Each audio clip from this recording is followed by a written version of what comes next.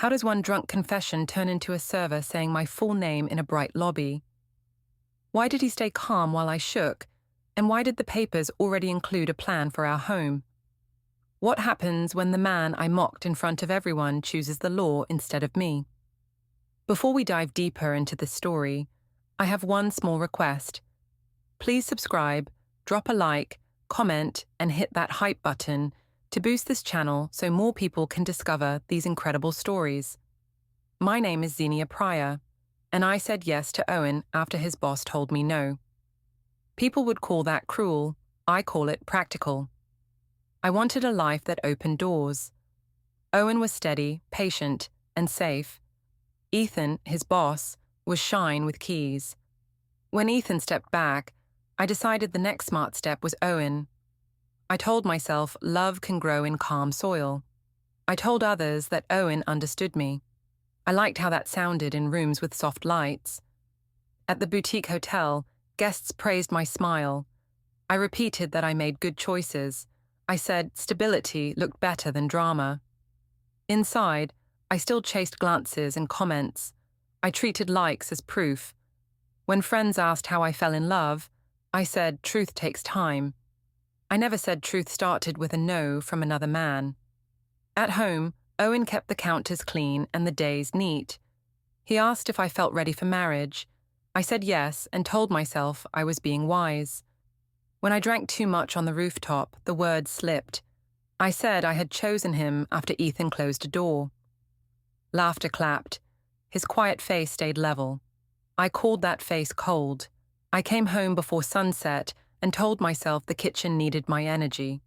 The counters were clean, the air smelled like lemon, and the two plain mugs were spaced like little soldiers. Owen liked straight lines. I said straight lines made a home look like a catalogue. He said order helped him think. I took that as a challenge and set my phone, keys, and lipstick in a loose scatter across the island. I told myself a lived-in look meant real life, not a lab. He asked if I had a good day at the boutique hotel. I said, guests loved me and left 5-star comments. He asked if I was still planning a small get-together with friends. I said a rooftop would be perfect for honesty, and I used the word honesty like a perfume. He watched me line up takeout menus. I called him careful and said careful men needed bold partners. He did not argue. He washed his hands and dried them on a towel with neat folds. I felt ignored in a way that made me louder inside my own head. I opened a drawer and found a thin binder labeled Utilities. It looked too thick for bills. The tabs were blank, only colors. I said he had turned our life into a filing cabinet. He said paying on time saved stress. I said stress keeps a woman bright. He set one mug on his counter and slid my mug to the opposite side. He said he kept cups separate to avoid mix-ups. I called it distance and told myself distance was drama if I named it right. I took a selfie in the kitchen light and sent it to Joy with a note that said, "Rooftop truth tonight." She replied with heart emojis and a crown. I smiled because crowns suit me. Owen asked if I wanted to eat before I drank. I said food dulled my sparkle. He said he could make noodles quick. I said noodles were basic and I was in a mood for shine. He said he would cook anyway. He moved like a calm river, and that calm made me want to throw a rock. While the water heated, his laptop sat open at the end of the island. A spreadsheet was on the screen with tiny columns, initials, and dates. I leaned to read them. He tapped the trackpad, and the window minimized like a shy bird. I said hiding work was strange. He said it was boring IT stuff. I said boring hid secrets. He did not rise to it. He added sauce to the pan and stirred without splashing. I felt small and threw my shoulders back. I told him I had texted Ethan a congratulations on the new contract. I said grown-ups can be friends with bosses, even bosses who once flirted. He asked if I wanted to keep our life quiet for a while. I said quiet was for people with nothing worth hearing. He asked if there was anything I wanted to tell him before I posted clips from tonight.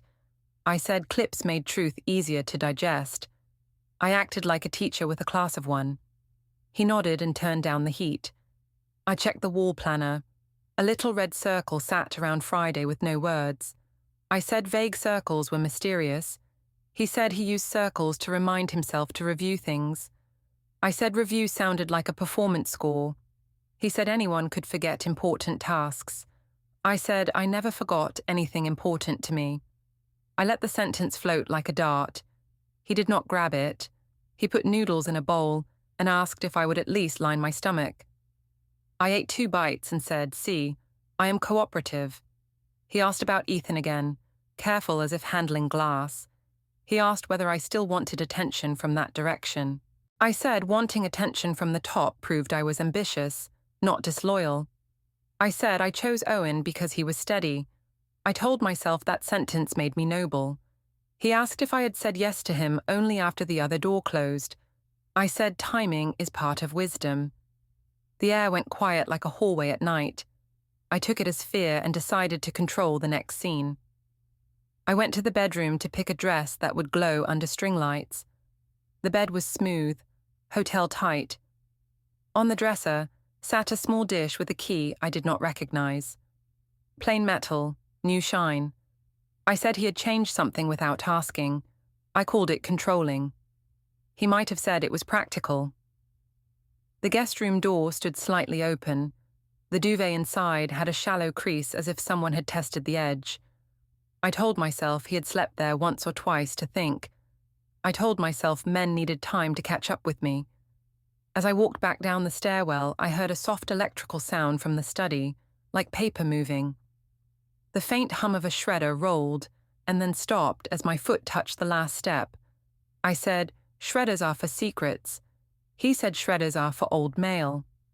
I leaned against the doorway. A drawer slid in and a small lock clicked. He turned and asked if I needed help with my zipper. I said I did not need help. I needed a husband who kept up. He did not reply. He wiped the counter with a cloth until it squeaked. In the hallway, his phone lit with a soft blue blink. A calendar reminder flashed and then went silent as he tapped the side button. I saw the words before the screen dimmed. The label read, Harbor Annex, 7:50 a.m. I asked what the Harbor Annex was. He said a place near the river used for storage. I asked what at 7:50 meant. He said a morning review. I said he had never needed a review that early. He said changes happen. The calm way he said changes made my throat itch. I messaged Joy and Thomas and said the toast would be around 9, not too late for good engagement. Joy responded that she would start the chant at her signal. Thomas said he would bring the ring light. I told Owen I would keep it tasteful. He asked if I would keep his name off camera. I said maybe. I said everything was already public, so it was better if I steered it. He asked me to avoid drinking too much. I said I could hold my liquor. I did not add that sometimes liquor held me. Lena, my mother, texted a photo of a quote card about wild hearts. She asked if she should post it now or after my speech. I said post it now to warm the room. She added a line about brave women building new rules and tagged me. I liked it and sent it to Joy. Joy added glitter and sent it back with a song suggestion. I felt taller, just looking at the edits. Owen rinsed the pan, set it to dry, and placed his mug back on his counter. Mine stayed on the far side. He asked if I had a ride home. I said I could call a car or make friends drive me. He said he could pick me up if I needed. I said I did not want to be managed. He said he was offering, not managing. I rolled my eyes so he would see them. I told myself he would feel the eye roll like a slap. I checked the mirror by the door and practiced a soft smile that hinted at secrets. I told him honesty heals. He said honesty also hurts. I said pain means growth. He said silence sometimes means safety. We stood there with words like opposite weather. I liked my storm better than his clear day. I reached for my clutch just as his phone buzzed on the table. A text preview appeared, then vanished in a quick swipe. I said, deleting messages in front of me was rude. He said he cleared notifications to avoid distraction. I said, distraction is where I live. He did not laugh. He looked at the clock. I said I would be late if I did not leave now. He said to be careful. I said, "Careful is boring." At the door, I paused, because I like to own the last frame. I said tonight would set us free. He asked free from what? I said from pretending we were anything but practical. He held my gaze for a moment, and then looked at my keys. I felt a strange wobble and pushed past it. I stepped into the hall and let the door close with a soft seal. His phone glowed with a calendar note labeled Harbor Annex 7:50 a.m. A desk drawer locked as the shredder hummed and stopped, and my mug stayed across the room from his. The cliffhanger sat bright, a time and a place I did not control, waiting for morning while I walked into night.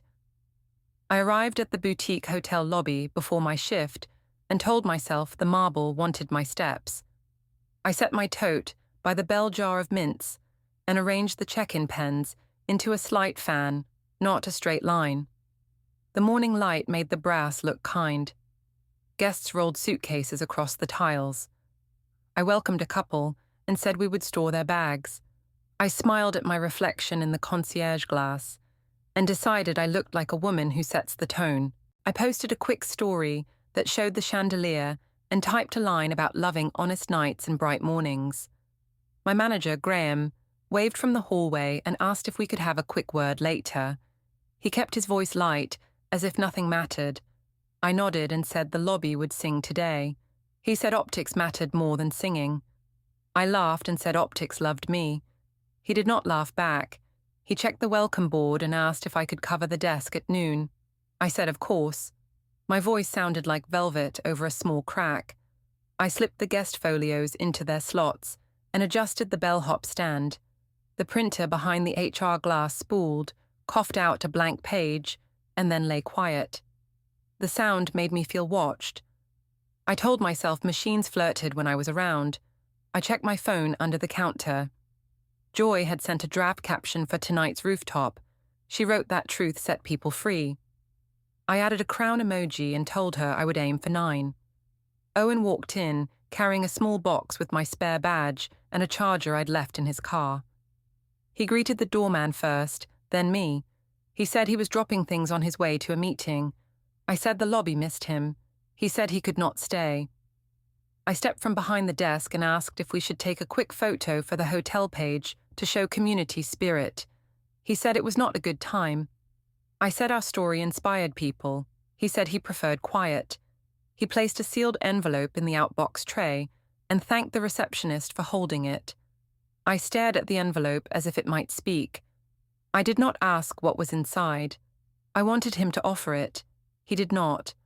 I told him my friends planned a truth night and that I would keep it tasteful. He asked if I was drinking. I said moderation was art. He asked if I would keep names out of it. I said stories needed names to work. He said stories did not need to damage. He checked his phone, and the lock screen lit with the words, "Meeting, personal for a time I could not catch." He dismissed it with a calm thumb. I said private labels were dramatic. He said labels helped him remember. He looked at me as if measuring wind. Then he left. The door sighed. I felt the lobby turn colder. A woman at the counter asked about late checkout. I said we could extend for a fee, and I made the word fee sound kind. While she tapped her card, Joy pinged me with a real template and wrote that the chant would be easy if I started bold. I wrote back that bold was my default. I liked how that sentence sat in the blue bubble.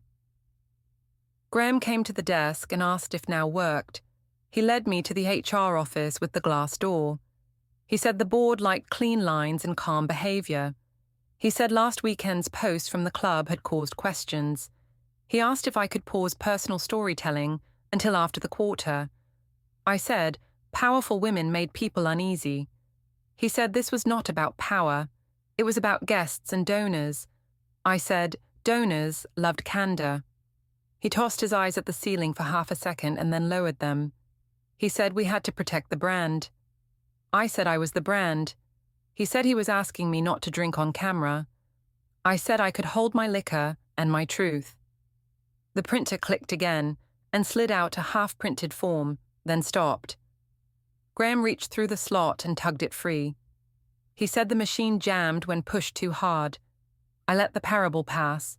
Back at the desk, I staged a small photo. Bell, roses, my name tag. I posted it with a caption about service and honesty. Within a minute, Joy sent 3 heart eyes and a lightning bolt. Then, Thomas tagged me in a clip from a rooftop we loved. It was old, but sharp. In it, I laughed at the sky and spun while people whooped. The tag made me look like a festival poster. I reshared it with a wink. Lena texted me a quote card about wild truths and women who refuse small rooms. She asked if she should tag Owen. I told her to tag me only for now. She sent a string of gold stars. Arthur wrote that I should be kind to everyone. I read his line as fear and rolled my eyes where no one could see. A man with a briefcase asked if we had a quiet corner for a call. I showed him the alcove by the plants. When I returned, my phone vibrated hard with new notifications. Joy had uploaded a teaser. She wrote that tonight I would explain the real story of why I said yes. She used a song that punched the beat every 2 seconds. Views jumped. Comments appeared. Some said I was brave. Some asked if I had used Owen for safety. I liked the brave ones and did not answer the rest. Owen reappeared near the revolving door, speaking softly to one of the bellmen. He handed over a small folder and tapped his phone. The screen showed a muted label, private, with a tiny bell crossed out.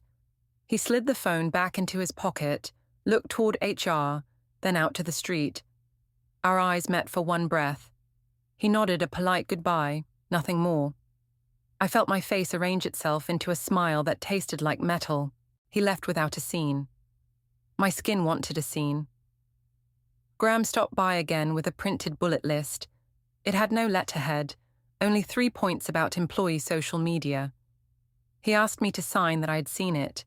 I wrote my name with a flourish and said the rules were common sense. He thanked me. He said a donor breakfast was tomorrow at 8 and asked me to avoid appearing in videos before noon.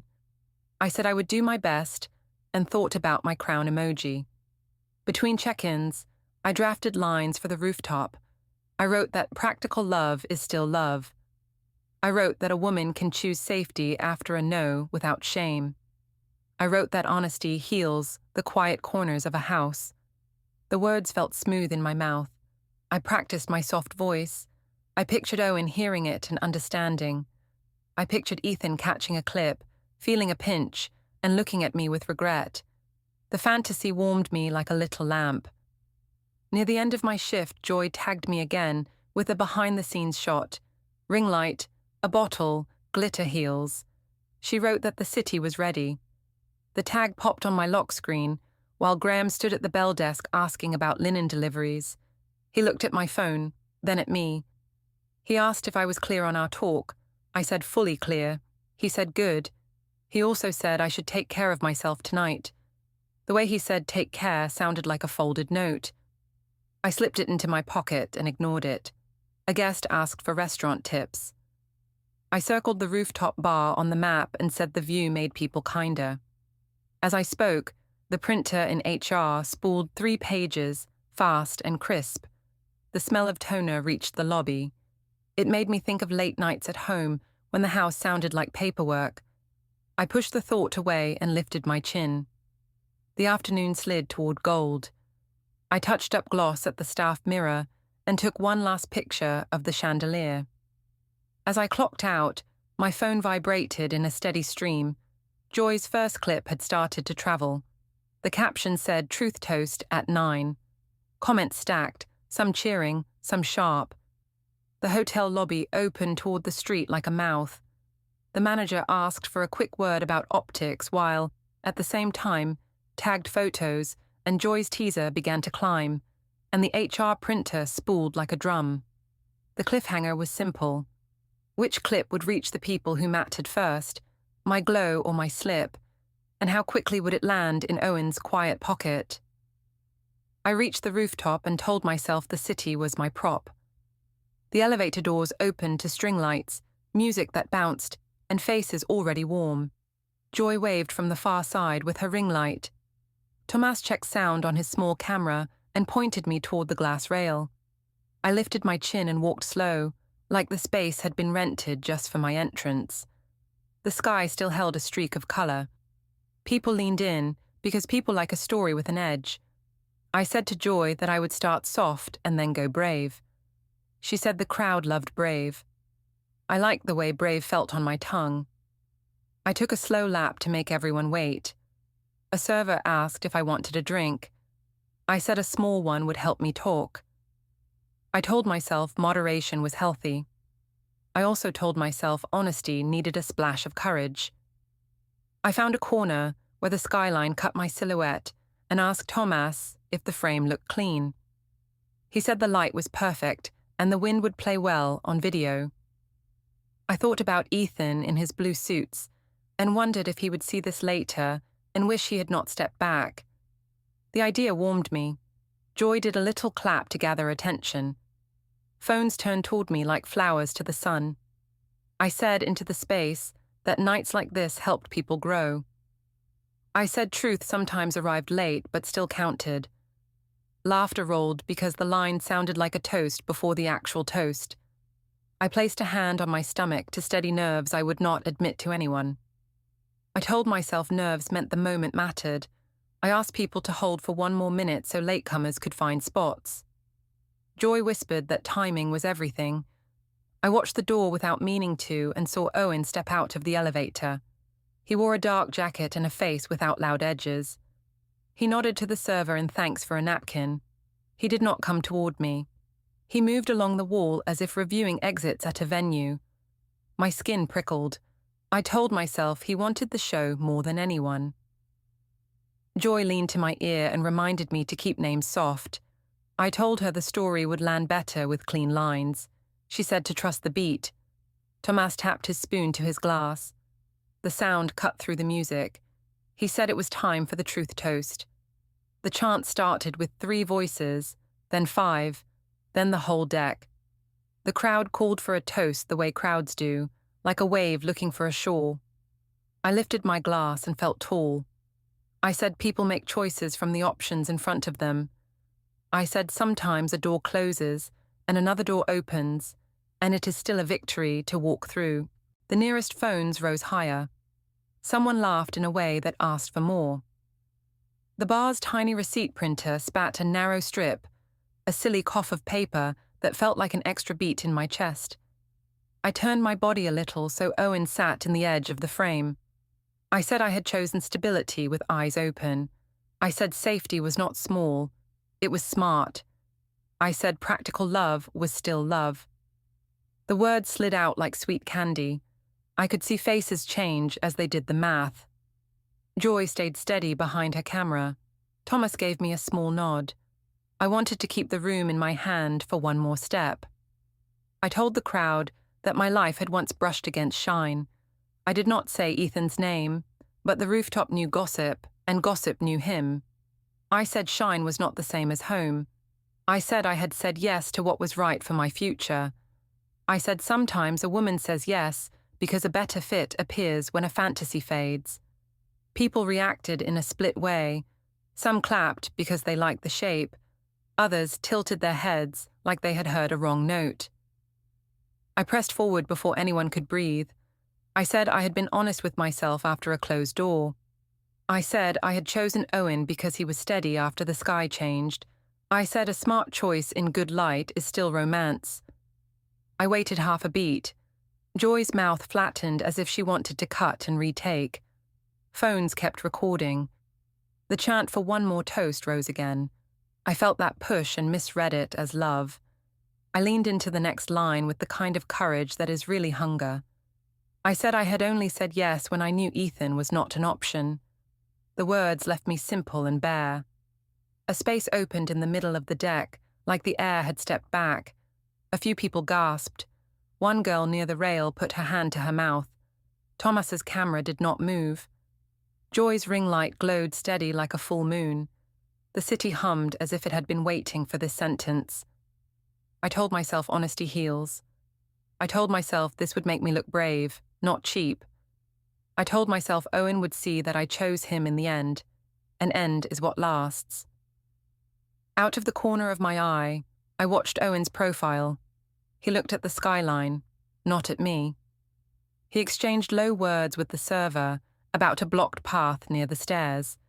He stood back the way steady people stand when they will not be pulled. His quiet felt like a wall. I wanted a door to swing open. The room offered a door made of noise. I took it. The chant came again. One more, and a flash popped from the far side of the bar, turning faces into flat shapes for a second. That burst made the sentence feel realer than it had in my mouth. I tried to cushion it with another line. I said honesty keeps couples from living in lies. I said it was better to tell a hard truth than pretend a soft dream. Someone near me murmured that I was wild. Someone else said I was mean. I pretended both were compliments. Tomas gestured to the smoking patio for a secondary angle. I followed him out into the cooler air. Two women stood near the rail, phones up, eyebrows drawn. They asked if I had just said what they thought I said. I said context mattered. I said the real story was that I chose home with intelligence. They did not look convinced. The city hissed from below like a big tap left half open. Inside, the bar receipt printer ticked again, the sound thin and hard. It made me think of machines that breed proof. I shook it off. Joy came outside and said we needed one clean take of the layered love line for a cutaway. I delivered it like a hymn. I said a real partner accepts layered love. I said a real partner understands that choices have timelines. I said forgiving the order of events was a mature act. I lifted my glass and let the ring light catch the rim. Joy nodded because it looked pretty. Pretty can fix almost anything for a few seconds. When we went back in, the room's attention had shifted. A cluster near the door whispered with faces tight. A man I did not know watched me, like I was a street show that had turned from juggling to knives. I felt a small drop inside that I did not want to feel. I told myself the edit would wash the edges. I told myself Joy's caption would do the labor. I told myself tomorrow would be softer. Owen moved toward the exit. He paused only to thank the server for clearing the walkway. I stepped 2 paces toward him without meaning to, then stopped because distance felt like power. He did not look at me. He did not rush. He simply left like a person with a list. The dignity of that calm hurt, in a way I had not planned. I turned back to the center and pushed my shoulders square so the cameras could not see the sting. I raised my glass again and said the city would see a new kind of love from us. I did not name us. I smiled as if the answer were a shared secret and not a bright arrow aimed at a man who had not asked to be a prop. The chant rose out of habit. The flash hit again and ate the room. My phone buzzed hard with a group chat ping. Joy's upload bar slid to full and glittered done. The title she picked read that I had spoken my truth. The crowd noise climbed and then stuttered like an engine. The chant for one more toast swelled, while a camera flash seared the deck, and my phone buzzed as Joy's clip went live. The cliffhanger perched on the lip of the night. Which cut of my sentence would flood the feeds first, the clean spin or the raw slur, and who would hear it before I could edit the story? I booked the long table at the family restaurant and called it a healing dinner. I told myself a public place would keep things soft. I told Lena to wear a gentle color and bring her quote cards. She sent 3 options with hearts. I texted Maeve and wrote that I wanted us all together. She replied with a simple yes. I read it as support. I asked Owen to come early so we could sit close. He said he would arrive on time. I pretended that sounded fine. When we walked in, the server had already set crayons for Noah and folded napkins like little boats. I placed a framed selfie beside the breadbasket, the kind with my best angle and a warm filter. Maeve greeted me politely, then moved the frame to the edge of the table. She said it took up space. I smiled like I agreed. Owen sat at the opposite end beside Noah and Joel. He asked the server for water and checked the exits like he always did. I decided he looked calculating. I said to Lena that calm men like to play quiet games. I opened with soft talk about pancakes and weekend walks. I said we could build new traditions. Maeve asked about my work hours and if late nights would continue. I said the hotel loved me and my schedule was flexible. She said stability mattered. I called that a sweet word for control. I raised my glass and said the rooftop was just honest humor. The table went still in a thin way. I laughed as if stillness was applause. Lena showed a quote about truth being a flame. Maeve looked at the card and said flames needed safe containers. I said my container was my heart. Joel asked the server for extra napkins. Owen thanked the server and slid a kids' menu to Noah. I said I would lead us through rough waters. Maeve said dignity guided her family.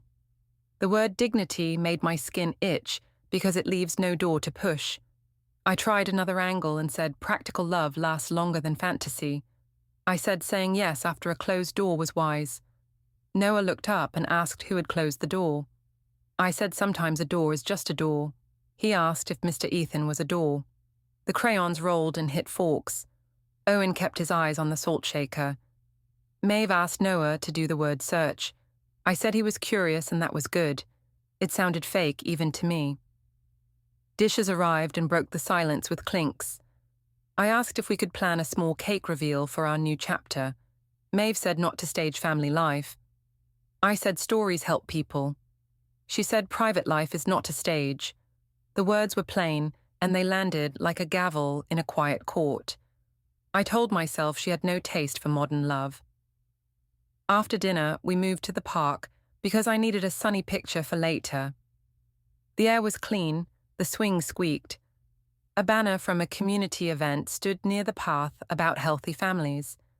I posed with it while Lena snapped a few frames. 2 mothers on a bench watched us and then looked away. I decided they were shy fans. Noah asked from the slide if honesty meant choosing the first person who said yes. I said honesty meant choosing what was best in the long run. He asked if Uncle Owen was best only after Mr. Ethan said no. The air thinned to paper. Owen told him softly to try the monkey bars. I said children misunderstood adult timelines. Maeve said children understood tone very well. My phone buzzed with a call. The screen showed no caller ID. I let it ring out and told myself it was spam. It buzzed again as a voicemail arrived. I put the phone face down because I did not like how it made my chest feel tight. I said to Lena that the sun looked good on us. She said I should sit for one more picture. I arranged my smile like proof. We stopped at the supermarket for bread on the way home. In the checkout line, the neighbor from 3 doors down took the place behind us. She asked if the rumor about my rooftop line was true. I said edits online lie. She asked if Owen was okay. I said Owen was steady and loved me. I said steady men hold storms. She looked from me to Owen and then at my cart. The cashier asked if I wanted the receipt. I almost said no, then said yes because paper in hand felt like armor. In the parking lot, Owen unlocked the car. I noticed the front of it pointed toward the street, not the garage. He had backed in last week. Now it faced out like a runner on blocks. A small key on his ring caught the light, plain and new. I asked if the key was for us. He said it was for storage. I said storage for wedding things, perhaps. He said storage in general. The sentences felt like low fences between yards. At home, the entry smelled like lemon cleaner and a thin curl of printer toner. The house hummed in a way that reminded me of late offices. On the island sat 3 binders labeled home, auto, bank. Their spines made a straight wall. I called the wall a museum and laughed alone. Owen set the grocery bag down and put my mug on one counter and his on the other, like always. He asked if I wanted tea. I said tea was for people who had nothing better to do. He said tea was for people who needed calm. The back and forth felt like a dance with no music. I walked past the study and heard the faint whisper of paper moving. I stepped into the doorway. The sound stopped.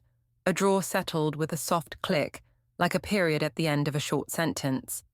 I asked what he was organizing. He said utilities and household items.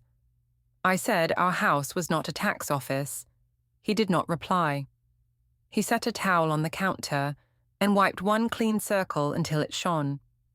Lena texted that the dinner had been brave. She asked if she should post the group photo now or tomorrow. I said tomorrow would be better for reach. Maeve texted nothing. Joel sent a single thumbs up in the family chat and nothing else. The silence was its own message. I posted a safe picture of the breadbasket with a caption about mending. It got likes from people who like everything. Noah had left his word search on the back seat. I placed it by the binders to return later. The page looked small next to the bold label bank. I asked Owen if he wanted to talk about the rooftop clip now. He said he had nothing to add. I said silence was cruel. He said silence kept heat away from children. He rinsed his cup and set it on his counter. Mine stayed cold and empty at the far end, like a fact. My phone buzzed again with a second missed call from no caller ID. A voicemail transcribed 2 words I did not want to read. Call back. I told myself it was a mix-up. I deleted the transcript and kept my face smooth. I said to Owen that honesty was better than pretending. He agreed. The agreement did not feel like a win. Before bed, I walked through the hall and touched the guest room door. The duvet inside looked pressed, not slept in, like a showroom bed. In our room, a small dish sat on the dresser with that new key again. I held it up to the light and felt silly for feeling anything. I set it down and told myself keys mean nothing. In the mirror, I practiced a sorry smile for the next public dinner. It did not look right on me. Back in the kitchen, the air was too clean. The island was empty except for the binders and Noah's word search. I put my framed selfie by the flowers again and then moved it away because it looked desperate. The silence in the house had edges. My phone lit with a new text from Joy saying the clip was flying. She asked if I wanted her to mute comments that used the word second. I told her to keep them for now. Engagement is engagement. I typed a caption about practical love and did not post it. The door to the study eased against its frame, in a careful way. Owen said he would be up early. I asked what for. He said a drop-off. I said where. He said Harbour Annex. The word sounded like metal on tile. He said 750. I laughed like that was normal. At the park, Noah asked if Uncle Owen was only my yes after Mr. Ethan's no, and as we came home, my phone flashed, missed call. No caller ID with a flat, urgent callback. The cliffhanger sat between the child's clean question and the unknown voice. One truth from a small mouth, one from a hidden number, both aiming at the story I kept trying to direct. I went home before sunset and told myself the kitchen would listen to me if Owen would not. The binders waited on the island like 3 tall guards. Home, auto, bank. I ran a finger along the spines and called them a museum in my head. He stood by the sink, rinsing a pan, steady as always. I said we needed to plan a live stream to settle the comments. He said our life was not content. I said, content saved reputations. He said quiet saved children. I asked which children. He said the ones in rooms where adults made storms. The sentence sat heavy and did not move. I opened the home binder to the utilities divider. Tabs, colors, no words. I told him empty tabs meant he was pretending to be in charge. He said empty tabs meant space for facts. I laughed because facts sounded like a dare. On the counter, his laptop lit up with a spreadsheet that carried initials and dates in neat rows. I took 2 steps closer to read a line. He tapped the trackpad and the window slid away. I said hiding list looked sneaky. He said cluttered screens waste time. A small cloud icon rose in the corner and said file uploaded successfully. I felt the message like a hand on my spine and told myself it was boring IT stuff. I pushed for heat because heat gives me shape. I said his mother was choking our story with rules. He said his mother lived by standards. I said standards were cages painted white. He said cages were posted videos that could not be pulled back. He set my mug on one counter and his on the other. I told him the distance was a joke. He said lines kept edges from cutting people.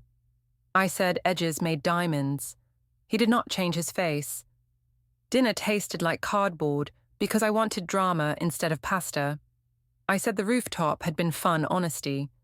He said the rooftop had been public harm. I told him Ethan still followed me and must respect my bravery. He said what Ethan did had nothing to do with our home. I called that jealousy in a calm suit. He did not flinch. He looked at the clock and asked if I had taken my vitamins. I said vitamins were not the headline. He said headlines were the problem. I washed my hands and leaned on the island with a pose that photographs well. I said, people online wanted us to show mature love. He said there would be no shows. He said I should stop tagging him. I told him his face was part of my brand. He said his dignity was not for sale. The word dignity again made the kitchen feel smaller. I needed a bigger room, so I tried the garage. In the garage, the car faced the street like it had ideas. He checked something in the trunk and lifted a tote with measured movements. I asked if we were going somewhere. He said he had a drop-off later. I said a drop-off of what? He said household items. I said this smelled like moving. He said it smelled like order. The tote looked half full of cables and chargers. On the shelf above, a taxes folder sat flat, with a small shadow under the edge. I reached up. He slid the garage drawer shut with a soft click that felt like a teacher closing a test booklet. Back inside, my phone buzzed with Joy's message that the rooftop clip had passed a count I liked. I told him numbers proved I resonated. He said numbers proved friction. I said friction makes fire. He said fire burns rooms where children sleep. The sentence was quiet and more painful than yelling. He walked to the study and I heard a lock dip and catch. I followed and saw him place a single USB stick into the open drawer, label facing up with today's date written in neat black. He set the taxes folder over it like a calm hand and turned the key. I said hiding toys from me was childish. He said he preferred systems to rage. I asked if we could at least agree on a public dinner to apologize to his family and then announce a clean start. He said apologies without change were only stunts. I said stunts keep people watching until they learn to love you. He said love did not need an audience. I felt my throat tighten because the way he said love made me look cheap. I ran to the sink and made noise with water, the only loud thing I could control. The guest room door waited half open like a mouth with no words. I touched the knob and pushed it wider. The bed looked freshly made again, corners crisp. I told him separate rooms were cruel. He said separate rooms were cautious. I said caution was fear. He said caution was respect. He placed a folded towel on the hall table and said I could rest if I wanted. I said rest was for people who had already won. He said rest was for people who did not want to harm each other by mistake. I asked if he would come with me to the pharmacy because I needed prenatal vitamins and a few things for a skincare video. He said he would drive. I said I could drive myself. He said he would drive anyway because the evening was busy. The drive to the pharmacy felt like sitting inside a pause. He reduced the radio to a whisper. His phone lit with the word private, and a tiny bell crossed out. He kept one earbud tucked in, the other dangling. He spoke once to a voice I could not hear. He said only that he could confirm receipt and that he would keep records, and that he understood. He ended the call when he saw me listening. I said secret calls were ugly. He said follow-ups were normal. He lifted the earbud out and put it away. In the pharmacy queue, I arranged bottles so the labels would show well in a future story. A neighbor waved from aisle 4 and then looked at Owen, then me, then away. I said quietly that people cared because our story was inspiring. He said people stared because stories with knives make noise. The cashier asked if I needed a receipt. I said yes, because paper makes things feel safe. As the printer rolled, a teenager behind us lifted her phone and then lowered it. I told myself I was still winning. Back home, the house smelled faintly of toner again, like a quiet office late on a Friday. He placed grocery-grade boxes near the entry. I asked if he had ordered supplies. He said he liked to be ready for changes. I said changes were for people who cannot keep their promises. He said promises had schedules. He opened his laptop. The spreadsheet returned to the screen like a well-trained pet. I read initials I recognized from family chats and dates I did not. He minimized it before my eyes could finish. I called him secretive, organized, cold. He called himself calm. I tried to pull him into a big scene by announcing that I would tell the internet tomorrow that we had chosen practical love and that he would stand beside me. He said he would not. I said if he refused, I would publish a long thread. He said threats would not change outcomes. I said outcomes bend when a woman is brave. He said outcomes settle when people stop performing and start documenting. I asked if he was leaving me. He said he was protecting himself. He said he would handle things properly.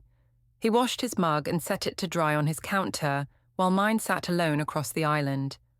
I told him properly sounded like a cold word from an instruction manual. He said properly was the only way to avoid more harm. The shredder in the other room hummed once and then went quiet, as if to underline him. He carried a small box to the garage and came back with empty hands and a face that looked like final weather. He said he would sleep in the guest room all week. He said he would not discuss us in public anymore. He said I should prepare for order, not noise. I told him he had finally become the villain everyone needed. He did not answer. He turned off the kitchen light, leaving the island lit by the fridge glow, and walked down the hall. He repeated that he would handle it properly, slid a single USB stick labeled with today's date under the taxes folder, locked the drawer, and a cloud sync pop-up on his screen whispered file uploaded successfully. The cliffhanger felt like a door closing without a slam. The next move would not be a speech, and my voice would not be the first sound in the morning. I stood in the office tower lobby, fixing hair in the glass. A man in a navy jacket asked my name and handed a folder. He said service was complete. I read divorce petition, temporary orders, timed pickup, contact rules. Security wrote ID and bell dinged. I called Owen, voicemail. I texted that stress hurts me. He walked through with earbuds, phone lighting, meeting personal, and nodded to security, not me. Graham asked if I needed a chair. I said I was fine and felt the floor tilt. The elevator doors closed while the papers warmed in my hands.